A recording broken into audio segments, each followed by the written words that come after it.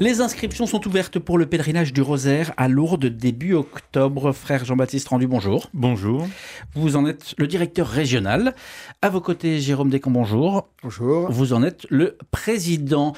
D'abord, qu'est-ce que le pèlerinage du Rosaire ?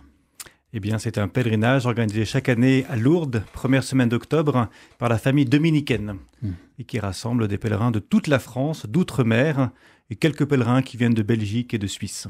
À qui ça s'adresse ? Qui peut être pèlerin ? Alors, il y a plusieurs sortes de pèlerins qui viennent au pèlerinage du Rosaire. Il y a d'abord des pèlerins porteurs de handicap, malades ou âgés. C'est la raison principale pour laquelle ce pèlerinage est organisé. Et ils sont à peu près 20% de nos pèlerins sont des pèlerins comme cela. Ensuite, il y a pour les encadrer des hospitaliers qui sont des bénévoles, hommes et femmes, médecins, infirmières ou pères ou mères de famille qui viennent aider ces pèlerins porteurs de handicap.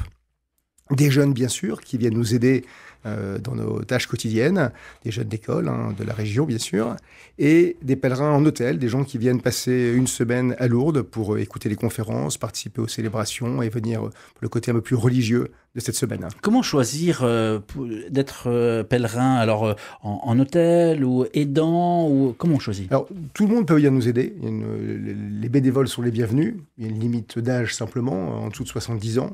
Mais tout le monde peut venir nous aider. C'est absolument. Nous recrutons toujours des nouveaux bénévoles, hommes ou femmes, profession médicale ou non, mais toutes les personnes sont les bienvenues pour nous aider. Qu'est-ce qui s'y vit concrètement lors de ce pèlerinage ? Eh bien, ça dépend de la catégorie du pèlerin dans laquelle nous sommes. Si nous sommes pèlerins indépendants en hôtel, là, en fait, simplement, c'est de vivre la grâce de Lourdes pendant 4-5 jours, d'être à Lourdes, de profiter pleinement de Lourdes, de la grotte, de tout ce qui peut s'y vivre. Et la particularité du Rosaire aussi est d'avoir en fait toute une série de conférences et de grandes célébrations pour vivre ensemble la grâce de Lourdes à l'appel de la Vierge Marie. C'est quoi la grâce de Lourdes, la grotte de Massabielle ? Qu'est-ce qu'elle permet de vivre ? C'est une grâce de la vie chrétienne, je crois, en fait, de pouvoir aller à Lourdes. C'est pouvoir se ressourcer spirituellement. Cette année, en plus, on a voulu, avec les sanctuaires, vivre le thème de l'espérance. Donc, il y a aussi la possibilité de vivre un chemin jubilaire. Mais à Lourdes, sinon, en fait, on y vient pour se confier au Seigneur, à la prière de la Vierge Marie, de faire cette expérience qu'a pu faire Bernadette, de se laisser tout simplement aimer par le Seigneur, en se laissant consoler par la Vierge Marie, la belle dame. Avec Marie, pèlerin d'espérance, c'est le thème cette année. Donc avec cette année, voilà, c'est le thème du pèlerinage. Ouais.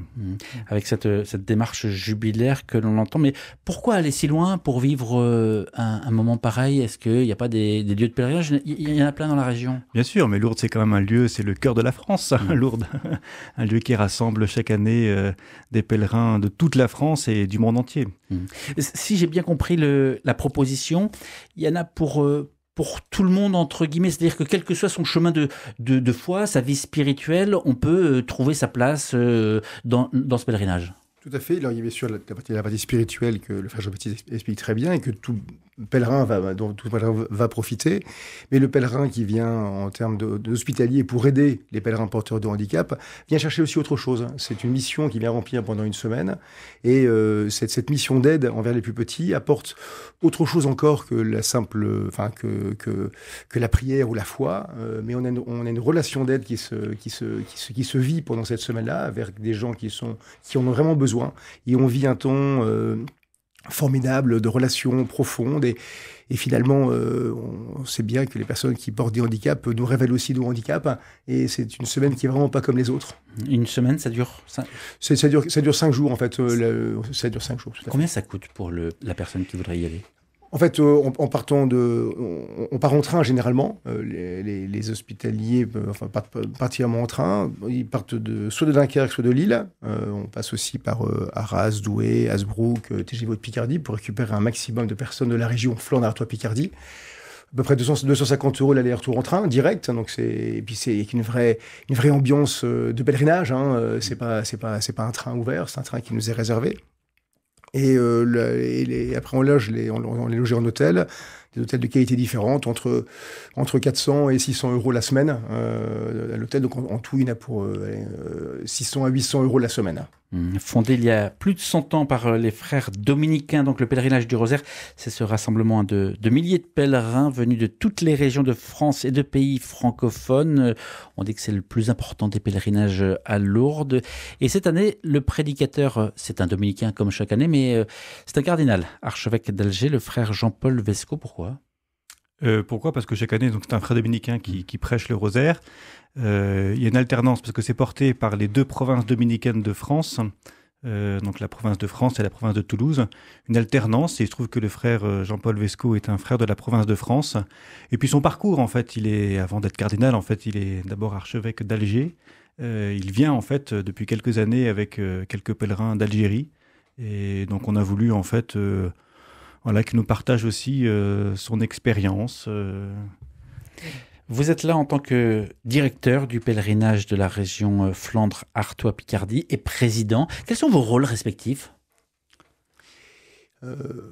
Le directeur dirige, c'est-à-dire qu'on a une organisation propre, on est une équipe opérationnelle de bénévoles qui s'occupe de réserver les trains, de réserver les hôtels, de recruter les bénévoles. Il y a quand même 500 bénévoles de la région qui vont aider tous ces pèlerins porteurs de handicap. 500 personnes, il faut les recruter, il faut les former, il faut les encadrer. Donc on a une équipe de bénévoles.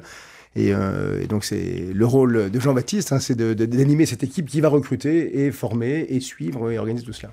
Moi je suis juste président, donc moi je dois veiller à ce que tout se passe bien, préparer l'avenir, mais c'est Jean-Baptiste qui est bien plus aux manettes quotidiennes. Je disais Flandre, Artois, Picardie, quelle réalité territoriale ça recouvre ? Alors, il est vrai que le couvent est à Lille, ce qui fait que, inévitablement, la métropole lilloise est très présente dans ce pèlerinage, mais historiquement, on a une présence assez importante sur la Côte d'Opale, autour de Boulogne, Dunkerque, Calais. Et nos pèlerins viennent de toute la région. Mais effectivement, le fait que nous ayons un couvent à Lille, c'est le centre névralgique est vraiment autour de Lille. Par rapport à la famille dominicaine, que représente ce pèlerinage ?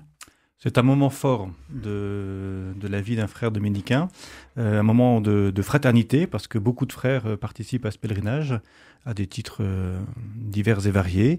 Il y a tous les directeurs de région, justement, qui viennent avec leur région. Mais il y a plein de frères qui viennent se mettre aussi au service, en fait, du pèlerinage. Donc c'est un beau moment de fraternité, un moment où on peut rencontrer des frères que souvent, en fait, on ne voit qu'à Lourdes. Mais aussi, en fait, ce qui nous fait aussi la joie d'être à Lourdes, c'est d'être ensemble, en fait, en apostolat, en mission, de porter ensemble en fait ce projet apostolique. Quelle est la spécificité de la touche dominicaine finalement du pèlerinage ? Parce qu'on connaît des pèlerinages différents, mais quelle est la touche dominicaine ? C'est une bonne question. Moi-même, j'ai parfois du mal à le percevoir.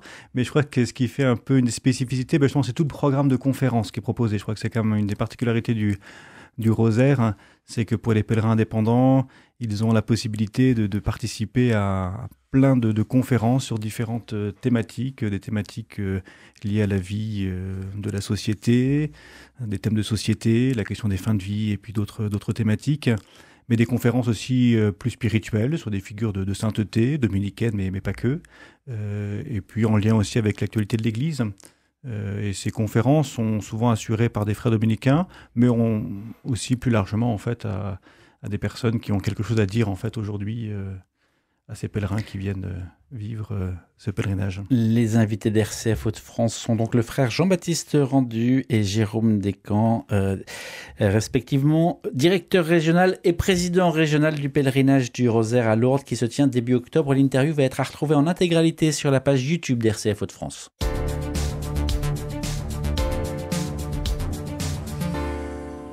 Vous venez de parler à l'instant du programme, de la proposition concrète. Ça veut dire que avant de se lancer, avant de s'inscrire, on peut regarder et se dire tiens, ça me correspond, je peux modeler finalement ma présence à Lourdes en fonction des propositions.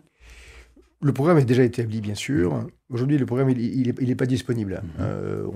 On diffusera le programme lors du voyage. Par contre, les habitués ont l'habitude de l'organisation de ce pèlerinage. Mais pour le moment, le programme dans le détail n'est pas fourni. Mais c'est assez rythmé. Chaque journée est assez rythmée. Prière, célébration, conférence. Le matin, conférence. Une habitude, effectivement, pour les anciens. Et puis, il y a aussi les veillées. Il y a des anciens qui sont passés et qui ont dit que les veillées sont toujours un moment très important. Pourquoi ? Parce que c'est le soir et que souvent, en fait, le soir aussi, on est plus sensible aussi parfois à la présence de Dieu. Et notamment, un des grands moments en fait, du pèlerinage, c'est la procession mariale au flambeau, un des grands classiques de Lourdes, mais là qui est vécu avec 15-20 000 personnes. Donc ça a une teneur quand même particulière, avec une belle chorale qui anime cette procession. Et c'est le jeudi soir, tous les jeudis soirs de la semaine du Pèlerin du Rosaire. Quel est le sens d'un pèlerinage, d'une pause dans sa vie quotidienne pour aller vers un ailleurs? Quel est le sens d'un pèlerinage? Oui, pendant un temps aussi, un des logos, enfin je pourrais dire ça plutôt, pardon, une des phrases un peu qui décrivait le pèlerinage, c'est-à-dire c'est une parenthèse dans la vie. Je crois que c'est ça en fait un pèlerinage, c'est une parenthèse, c'est s'arrêter, on est parfois très occupé, très sollicité, on enchaîne les activités les unes après les autres. Et là, c'est de prendre un temps, se poser un petit peu pour se reposer en Dieu, pour se ressourcer. Et une des spécificités comme de Lourdes, eh bien, c'est de se ressourcer dans le service. On n'a peut-être pas assez évoqué, mais quand même, Lourdes, en fait, ce qui est au cœur, c'est les malades. Et je crois que la grâce de Lourdes, eh bien, c'est qu'aussi les malades, en fait, peuvent venir et vivre une démarche de pèlerinage, à condition qu'il y ait ces bénévoles, en fait, qui soient présents et qui les accompagnent, parce que sinon, en fait, sans eux, ils ne pourraient pas être là. Et quand même, enfin, aussi, Lourdes, en fait, on fait l'expérience qu'il y a plus de joie, en fait, à donner qu'à recevoir. À vous écouter en parler, on a l'impression que la relation à Lourdes, c'est une relation personnelle. Chacun y vit vraiment quelque chose de particulier et on a tous un Lourdes quelque part. Oui, je crois que chacun a une histoire particulière avec Lourdes. Moi, je suis quand même frappé de voir que beaucoup de chrétiens en France...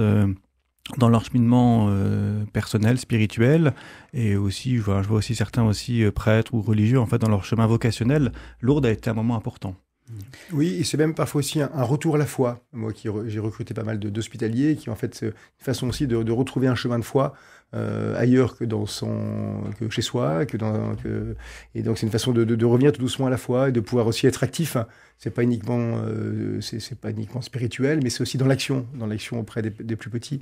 On se retrouve un chemin de foi comme celui-là. Et donc c'est pas une retraite spirituelle, mais un pèlerinage. C'est vraiment aussi la claire distinction.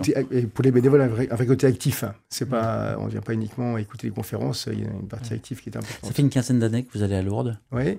Qu'est-ce que vous en tirez? Chaque année est différente et particulière. Tout à l'heure, je l'ai dit, c'est une parenthèse, bien sûr.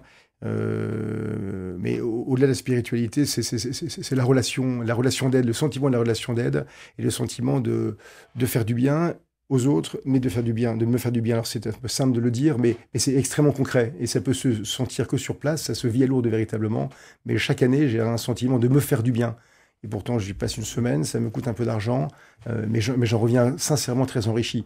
Et chaque année, le vécu est différent parce que heureusement, c'est un renouveau chaque année. Je crois qu'on a compris la proposition. Mais si vous êtes là aussi, c'est que concrètement, c'est le moment de s'inscrire. Les inscriptions sont ouvertes. Comment ça se passe ? C'est ouvert effectivement depuis le 1er mai. Vous pouvez vous inscrire bien sûr en vous connectant sur notre site internet, Pèlerinage du Rosaire, et vous cliquez sur la région Flandre, Artois, Picardie, et toutes les informations seront en ligne. Vous pourrez vous inscrire directement en ligne, ou on vous enverra, sinon on vous enverra un document papier pour ceux qui ne savent pas le faire en ligne. Mais surtout, passer par l'internet, ce sera très simple pour recevoir les bons documents. Ça paraît très, très loin. Pourquoi est-ce qu'il faudrait faire ça maintenant ? Parce que les inscriptions vont très très vite. On a plutôt un manque d'hôtels en fait. La difficulté, c'est que l'hôtellerie à Lourdes est moins importante qu'auparavant. Il y a moins de possibilités, moins d'offres. Donc aujourd'hui, si on veut avoir un choix d'hôtel suffisant, il faut s'inscrire assez vite. On a dans l'Église de France notamment une sorte de regain que certains expliquent d'autres non, des nouveaux baptisés, des nouveaux confirmés. Est-ce que le pèlerinage que vous représentez sent aussi cet élan ?